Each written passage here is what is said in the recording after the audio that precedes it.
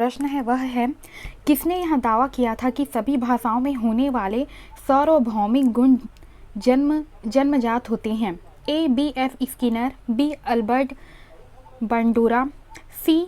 नाम Chomsky, D. E.C. टालमैन। इसका जो सही आंसर है वो है हमारा ऑप्शन सी, नाम चाम्स्की। अब है प्रश्न दूसरा, निम्न में से कौन सा बच्चों हेतु वेसलर बुद्धि मापनी की एक निष्पादन मापनी है?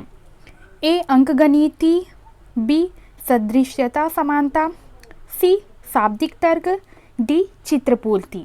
इसका जो सही आंसर है वो है हमारा ऑप्शन डी, चित्रपूर्ति। अब है अगला प्रश्न, बाल मनोविज्ञान का खालिस्तान सिद्धांत प्रारंभ के 4 से 5 वर्षों के अनुभवों पर आधारित होता है? ए. मनोविश्लेषणात्मक, बी. व्यवहारात्मक, सी. क्रांतिक अवस्था समूह, डी. संज्ञानात्मक।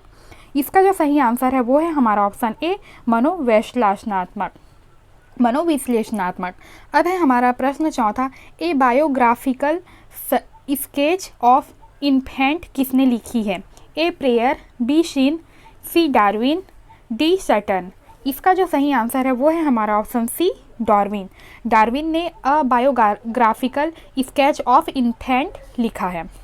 अब है अगला प्रश्न पांचवा, मानकीकृत परीक्षण का अर्थ? ए. विश्वसनीयता, बी. वैधता, सी. मानक, डी. उपरोक्त सभी। इसका जो सही आंसर है वो है हमारा ऑप्शन डी, उपरोक्त सभी। अब है अगला प्रश्न, किस मनोवैज्ञानिक के अनुसार विकास एक सतत और धीमी प्रक्रिया है? ए. Kolesnik, B. पियाजे, सी. Skinner, D. हॉरलॉक। इसका जो सही आंसर है वो है हमारा ऑप्शन सी, स्किनर। अब है अगला प्रश्न सातवां, बालक का विकास परिमाण है? ए. वंशानुक्रम, बी. वातावरण, सी. वंशानुक्रम व वातावरण की अंतःक्रिया का, डी. आर्थिक कारकों का। इसका जो सही आंसर है वो है हमारा ऑप्शन सी, वंशानुक्रम व वातावरण की अंतःक्रिया का। अब देख लेते हैं अगला प्रश्न,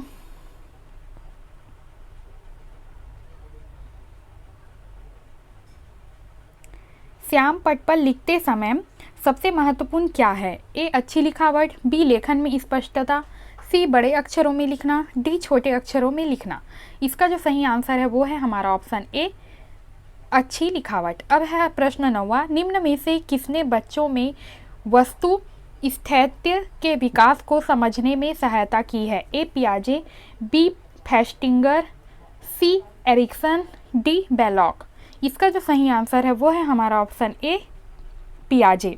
अब है प्रश्न अगला, कौन सा ऊर्जावान मित्रवत बालक का लक्षण नहीं है? अ. खुशमिजाज, बी. सामाजिक, सी. आसानी से चिढ़ने वाला, डी. ऊर्जा का उच्च स्तर। इसका जो सही आंसर है वो है हमारा ऑप्शन सी, आसानी से चिढ़ने वाला। अब है अगला प्रश्न 11, नैतिक तर्क का अवस्था सिद्धांत किसने स्पष्ट किया? ए. कोहलबर्ग ने, बी. एरिक्सन ने, सी. फ्रायड ने, डी. पावलोव ने। इसका जो सही आंसर है वो है हमारा ऑप्शन ए, कोहलबर्ग ने। अब है अगला प्रश्न, वंशानुक्रम में संबंधित प्रयोग चूहों पर किसने किया? ए. कार्ल पियर्सन ने, बी. मैकडूगल ने, सी. मेंडल ने, डी. पावलोव ने। तो इसका जो सही आंसर है वो है हमारा ऑप्शन सी, मेंडल ने। अब है अगला प्रश्न, एरिक्सन के अनुसार कौन सी अवस्था में बालक अधिक पहल करता है लेकिन बहुत सशक्त भी हो सकता है जो दोष भावनाओं की ओर ले जाता है? ए. 18 माह से 3 वर्ष, बी. 3 से 6 वर्ष तक पहल बनाम दोष अवस्था, सी. 6 से 12 वर्ष तक, डी. किशोरावस्था। इसका जो सही आंसर है वो है हमारा ऑप्शन बी, 3 से 6 वर्ष तक पहल बनाम दोष अवस्था। अब है अगला प्रश्न, किशोरावस्था की प्रमुख समस्या है? ए. वजन बढ़ाने की, बी. शिक्षा की, सी. समायोजन की, डी. अच्छे परीक्षा परिणाम देने की। इसका जो सही आंसर है वो है हमारा ऑप्शन सी, समायोजन की। अब है अगला प्रश्न, विकास में बुद्धि से तात्पर्य है? ए. ज्ञान में बुद्धि, बी. संवेग में बुद्धि, सी. वजन में वृद्धि, डी. आकार, सोच, समझ, कौशलों में वृद्धि। तो इसका जो सही आंसर है वो है हमारा ऑप्शन डी, आकार, सोच, समझ और कौशलों में वृद्धि। अब है अगला प्रश्न, व्यक्तित्व विकास की अवधारणा है? ए. अधिगम एवं बुद्धि, बी. व्यक्तिवृत्त अध्ययन, सी. उपचारात्मक अध्ययन, डी. इनमें से कोई नहीं। इसका जो सही आंसर है वो है हमारा ऑप्शन ए, अधिगम एवं बुद्धि।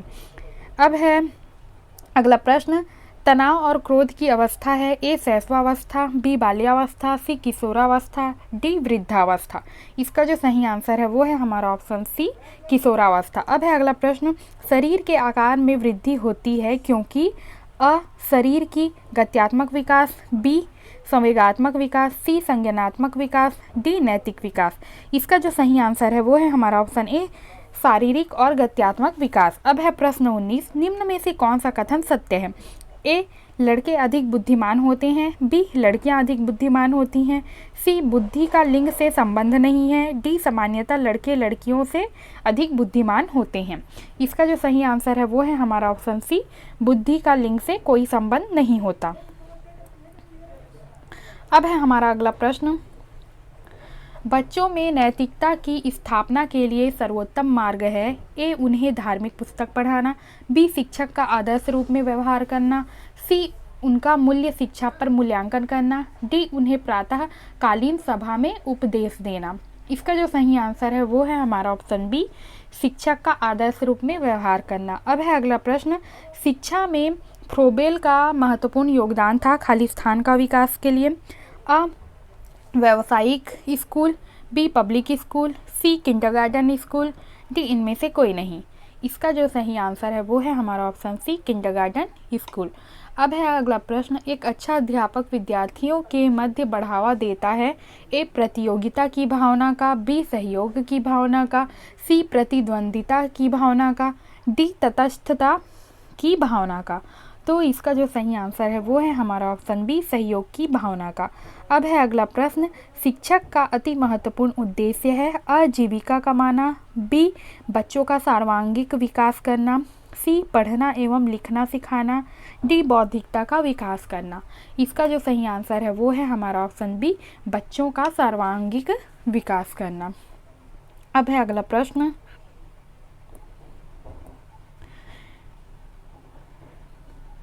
6 से 14 वर्ष के बीच के आयु के बच्चों को एक मौलिक अधिकार के रूप में मुक्त और अनिवार्य शिक्षा देने के उद्देश्य से सर्व शिक्षा अभियान वर्ष खाली स्थान में शुरू किया गया था ए 1996, बी 1998, सी 2001, डी 2003।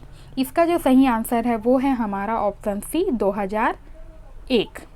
अब है हमारा अगला प्रश्न, निम्नलिखित में से कौन सा महत्वपूर्ण प्रभाव शिक्षण की प्रभावकारिता पर निर्भर करती है? ए विद्यालय की संरचना, बी शिक्षक को विषय की समझ, बी शिक्षक की योग्यता, डी शिक्षक की लिखावट। इसका जो सही आंसर है वो है हमारा ऑप्शन बी शिक्षक को विषय की समझ।